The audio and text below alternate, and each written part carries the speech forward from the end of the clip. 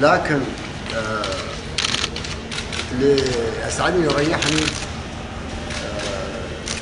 عمل الفرق مع بعض، وما حد قصر منكم، والحمد لله كانت يعني حريج تحول الى نصر.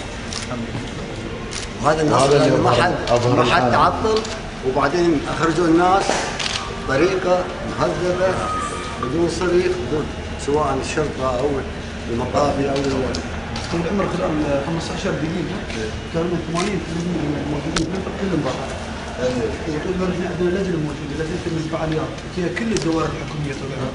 ونحن نمشي على المبادره كلنا نسخر كل الموارد موجوده في حكومه دبي للفعاليات الموجوده طول العمر. طال عمرك سبحان الله كل الفنادق تسوي تليفونات اللي في دبي. هذه بجهودك ما شاء الله وتوجادك، انا تضرب تليفونات يا جماعه ترى انا عندي غرفتين، انا اقدر ارفع عنكم ناس، انا اقدر اسكنهم وبيتهم عندي. شنو يا طويل العمر؟ الاتلانتس روح مليون وخذ الناس اللي عندنا سكرونا 150 يوم. فالروح هذه طبعا موجوده، هذه توجيهك ونعمه سمعه دبي والامارات. الحمد لله. طلعوا وحده طويل العمر عقب ما خذت 45 دقيقه راقد وما تدري صاروا لهم طلعوهم طوق 39 راقد ولا انا اقول جهنم بالوهي ولا تدريب. الحمد لله الحمد لله. الله في بان ما تقدر زين من الحريق بعد ساعدت المدني على اساس انهم يمشون دونهم بس الحريق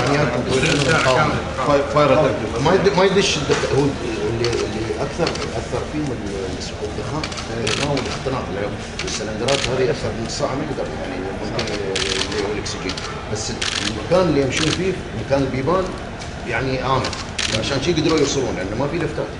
صح. 63 يعني يوم يوصل يعني المساكين بثيابهم وسلندراتهم ويضرب 30 دور 40 دور يعني ما شاء الله عليك ما شاء الله عليك.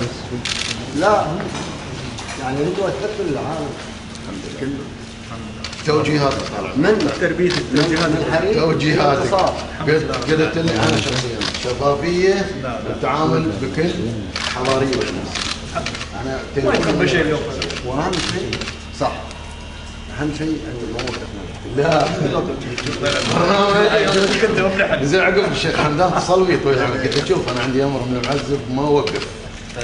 قالت كيف؟ قلت له عندي امر من ابوك الله يطول بعمرك ما اوقف وانفذ. الظاهر تكلم وياك المهم قبل هذا سوالي قال لي everything's in times وصقعني ولا زاد علي.